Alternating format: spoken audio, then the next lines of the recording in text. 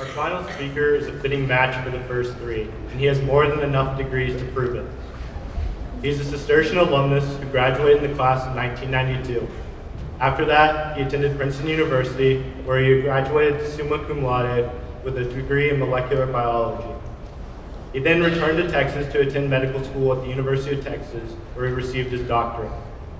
Medical school was followed by a residency in otolaryngology at the joint Columbia-Cornell program in Manhattan, followed in turn by a fellowship in head and neck surgical oncology at the University of Toronto in 2007.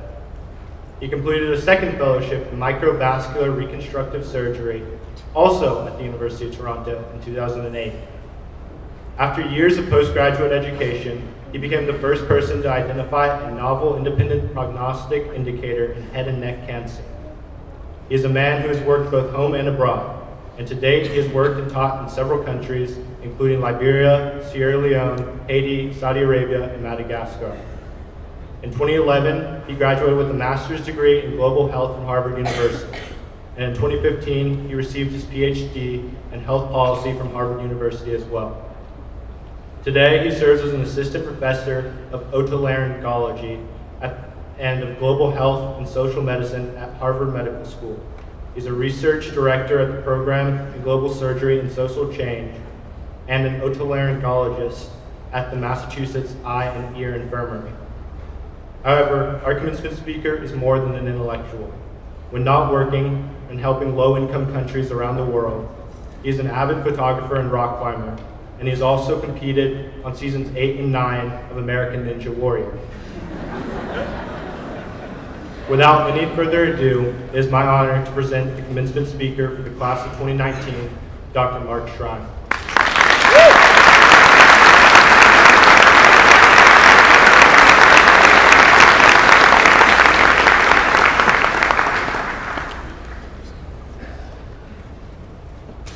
Bishop Kelly, Father Abbott, Father, you know what, actually, before I even start, my old form master is sitting midway down the aisle over there. Bob Hauser is celebrating 50 years of Cistercian today and his 70th birthday. So can we give him a round of applause?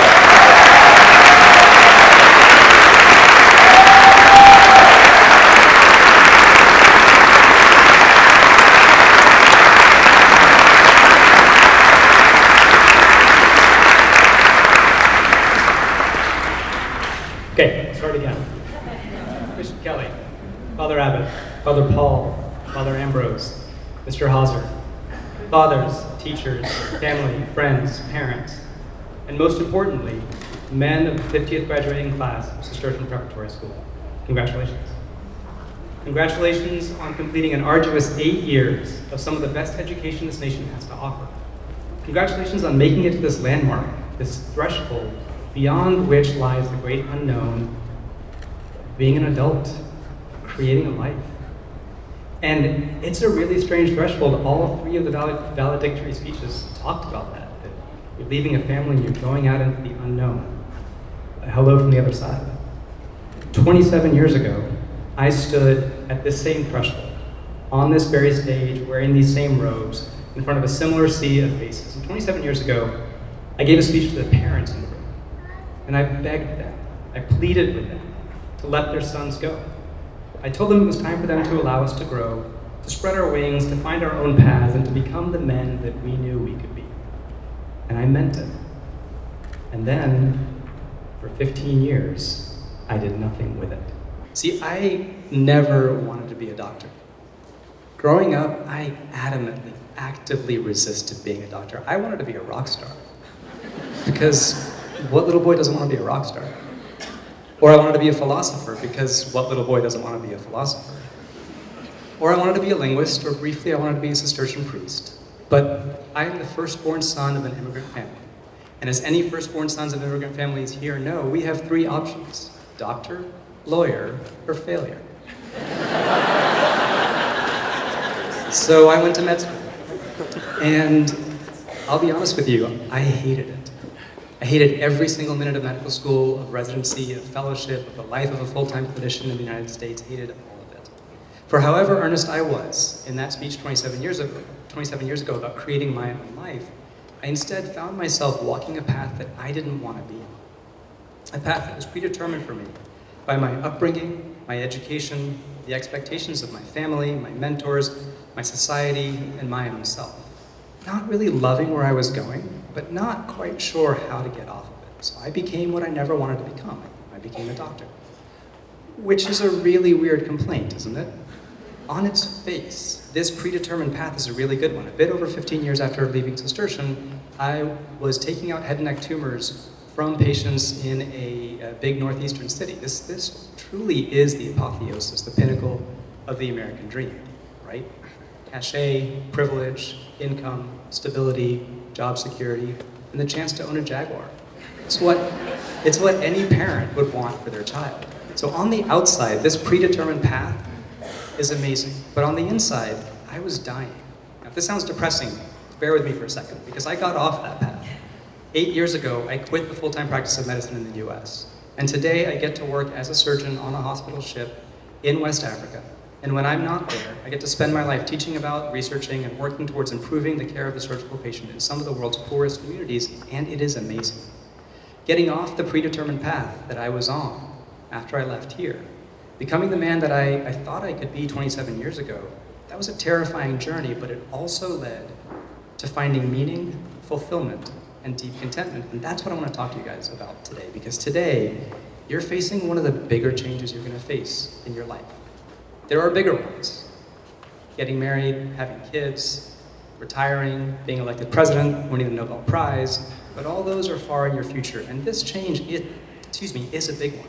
Because the decisions that you make in the next few years are by definition going to shape the course of your life. Starting today, starting when you walk out those doors, you have the chance to create for yourself a life of purpose, of meaning, and of deep contentment. Or you could make the same mistakes that I did the first 15 years after Cistercian. You could follow the path predetermined for you by your own upbringing and by your own expectations. It's really easy to do. You could find yourself pursuing safety, security, cachet, privilege, income, and stability. But let me tell you that no amount of safety, security, cachet, income, privilege, or stability will ever be enough to surmount the existential dread of living a life that you know you don't want to be living. So if you'll permit me, I want to share 4 lessons that I've learned in making that transition from the broad, well-trodden path to that life of purpose, meaning, and deep contentment. Lesson 1. Don't pursue happiness. The pursuit of happiness will lead to unhappiness. It's one of the most fundamental truths that I've learned in the last 3 decades. The only way to guarantee that you will be unhappy in your life is to orient your life towards being happy. Because at our foundation, human beings are adaptable. It's a really good trait. It's what allows us to buckle down, to put our nose to the grindstone, to get all the work that you guys have done in the last 8 years, to get that work done. It's what lets any noxious stimulus seem less noxious as time goes on. But this adaptability has its downsides. Because of it, we live on what researchers call a hedonic treadmill. Nothing we can ever acquire fully satisfies us. Whatever we think will make us happy might, in the short term, give us a short-term burst of pleasure. Whatever is supposed to take away our fundamental ennui, whatever is supposed to keep us safe, whatever is supposed to solve our problems might do so in the short term. But it's never enough, and because that short-term pleasure is accompanied by a burst of dopamine in our brains, the come-off, the crash, leaves us feeling worse than we felt when we first started, so we stay on this treadmill, always looking for the next dopamine hit. It's one of the reasons that Americans are happier planning their vacations than actually taking them.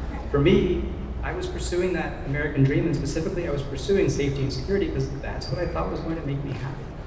It turns out that I was wrong. It turns out that if you orient your life towards happiness, you're very likely to be unhappy. You're very likely to wake up at the age of 40 or 50, having achieved the pinnacle of the American dream, because let's be honest, the education that you guys have just gone through has set you up for success. But you're very likely to have achieved that dream, and then to look back on your lives and think these were lives of regret management, of all the what-ifs, and not lives of true fulfillment. So lesson 1, don't pursue happiness. What then should you do? Should you be pursuing? What then should you be doing? Which is lessons 2 and 3. Lesson 2, I want you to examine what you worship. Now this seems like silly advice because you worship God. Or maybe not. Maybe unbeknownst to all but your closest friends, something you would never tell your parents or the priests here, you are staunchly a-religious. Maybe you know better than to worship some silly sky fairy that lays down laws about who sleeps with whom. Or maybe you're something in between. Maybe, like the fastest growing segment of the American population, you consider yourself spiritual, but not religious. But no matter which group you identify with, a lesson about examining what you worship might feel like it doesn't apply to you. Except it does, because everybody worships something. The late David Foster Wallace said it best in a speech he gave called "This is Water." He says, the only choice we get is what to worship, not whether. And the compelling reason for maybe choosing some sort of God or spiritual type thing to worship is that pretty much anything else you worship will eat you alive. If you worship money and things, he goes on, if they are where you tap real meaning in life, then you will never feel like you have enough. Worship your body and beauty and sexual allure, and you will always feel ugly. And when time and age start showing, you will die a million deaths before they bury you. That's the rub. No matter what group we identify with, no matter what group we fall into, it's very likely in our day-to-day lives that what we're worshiping is far more tangible, far more corporeal than we would like to admit. It's probably something like success or money, personal freedom, national freedom, our bodies, our image, our reputations, fame, marriage, children, the perfect job, being the best parents. These are the things that we think about when we're not thinking about anything else. Now, we know intellectually that we shouldn't be worshiping these things, but it's so easy because they're incarnate, they're touchable. We get mired in our daily pursuits of the homework assignments, daily pursuits of the sports competitions, daily pursuits of figuring out what your major is going to be. And mired as we get into these daily pursuits, what we have lost is our sense of wonder. We have forgotten how to worship, and we have lost sight of what it is that deserves our worship.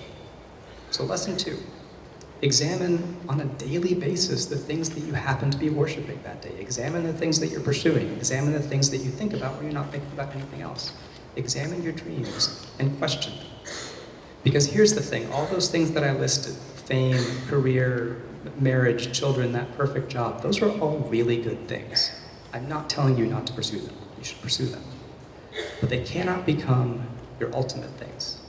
Once they become your ultimate things, not only do they leave you unhappy, they will, as David Foster Wallace wrote, eat you alive. So instead, find silence. Listen to the quiet, numinous moments in your life. Find what Marcus Borg, the theologian, has called the thin spaces, the places where the veil between you and the divine is just a little bit less opaque, and sit in those places. Rediscover your own sense of wonder. Rediscover what worship means to you. Rediscover what it is that you want to worship, and then set your eyes on that. Lesson 3, much more tangibly. In everything you do, keep your heart toward the poor.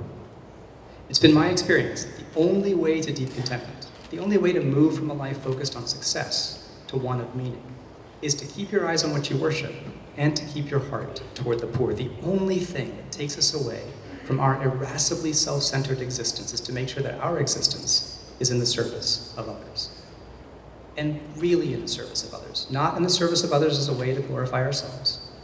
Not in that counterintuitive pride that we can fall into when we find ourselves, quote, doing good. No, it's actually in the service of others. It's actually in turning our hearts towards the poor. These obviously are not original thoughts. Jesus had them. Matthew 25, he tells the parable of the sheep and the goats, of separating them and sending the sheep into the kingdom that's been ready for them since the world's foundation. Why? Because, we all know this, I was hungry and you gave me to eat, thirsty and you gave me to drink, homeless and you gave me a bed. The sheep are confused or taken aback. What are you talking about? When did we ever see you hungry or thirsty or homeless? And his response is, whenever you did this to the least, to the overlooked, to the ignored, to the disparaged, to the poor, you did them to me.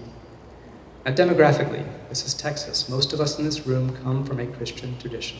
But Christianity is in no way unique in this focus. The people of Islam, the Prophet Muhammad wrote, "You are the best people ever raised for the good of mankind because you have been raised to serve others." Leo Tolstoy, the sole meaning of life is to serve humanity. Albert Einstein, only a life lived for others is a life worthwhile. But let me get a little bit personal here. You know those quiet, numinous moments that I talked about in lesson 2? That's where I learned lesson 3.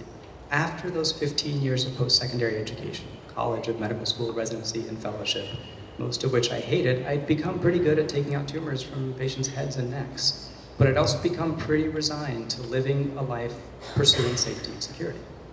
And in the middle of that, I found myself on a hospital ship in Liberia, West Africa.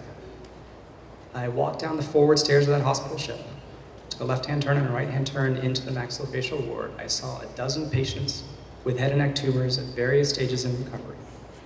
And it hit me in that quiet, numinous voice.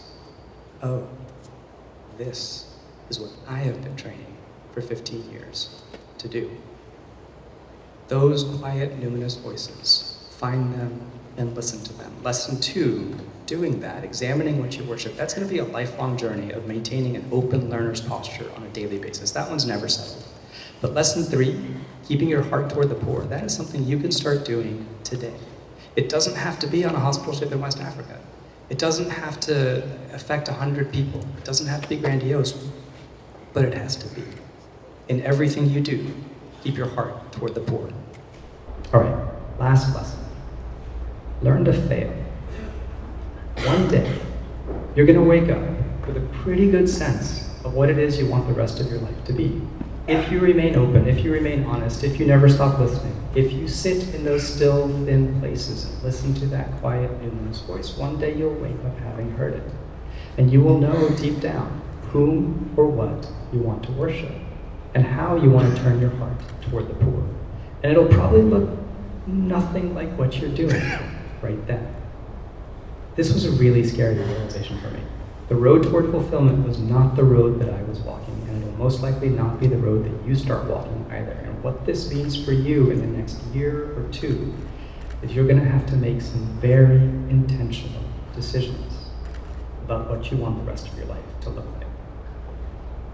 The thing is, there is a broad path, an easy path, a default path. For those of you especially who want to go into the white-collar trades of medicine, of business, of consulting, engineering, the law, that path is well-trodden, it's attractive, it's lined with beautiful hedges. You could very easily walk out these doors, go to college, major in biology, ride the moving sidewalk through residency and fellowship, and spend 30 years in practice and retire with a nice house and a Jaguar. And if that description fills you with joy, then by all means, please do it.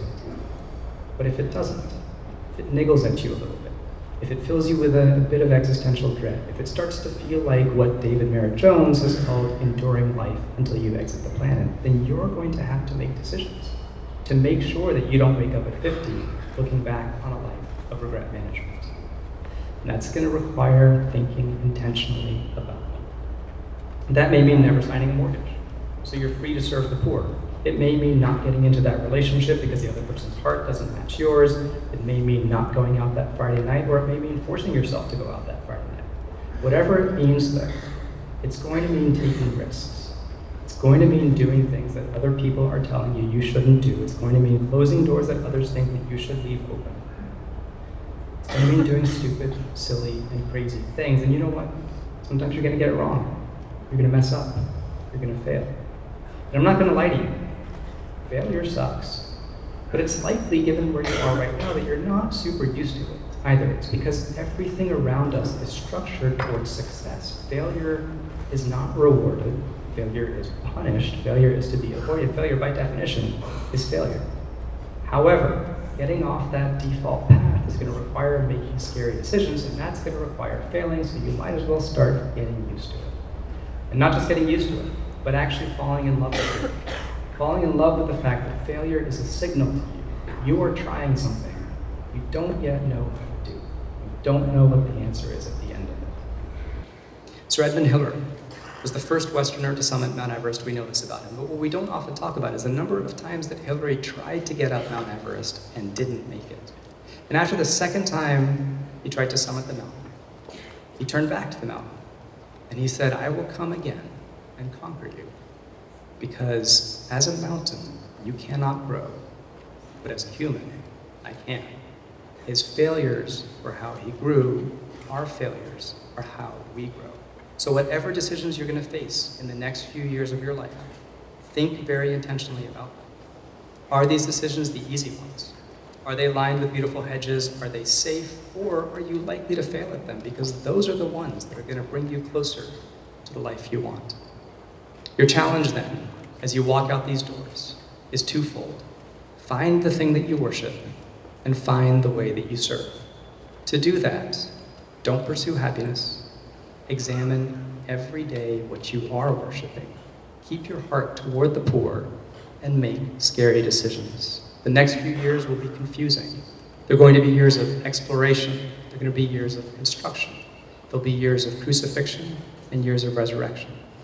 But they're also years of beauty, of heartbreak, of joy, of tears, of strength, of grit, of awe, and of worship. Keep your life open. Cultivate your sense of wonder. Listen to the quiet, numinous voices. Don't take the easy road.